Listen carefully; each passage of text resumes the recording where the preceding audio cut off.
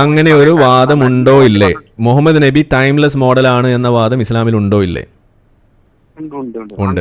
അതുകൊണ്ടാണ് നമ്മൾ മുഹമ്മദ് നബിയുടെ 6-ാം വയസ്സിൽ കെട്ടിയതും 9-ാം വയസ്സിൽ പൂശിയതും നമ്മളിവിടെ വിമർശന വിധേയമാക്കുന്നത്. അതല്ലാതെ ഒരു ടൈംലെസ് മോഡൽ അല്ല.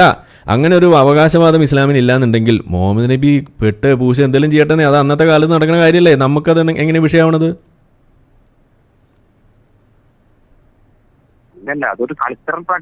കൾച്ചറൽ പ്രാക്ടീസ് അല്ലല്ലോ.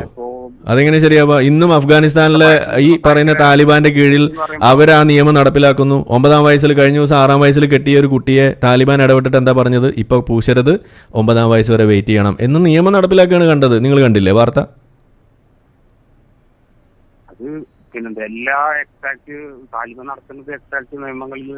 താലിബാൻ നടത്തുന്നതിൽ ഇസ്ലാമികമല്ലാത്ത മുഹമ്മദ് നബി ചെയ്യാത്ത എന്ത് കാര്യമാണ് താലിബാൻ ചെയ്യുന്നത്? ഒരു ഉദാഹരണം പറയൂ.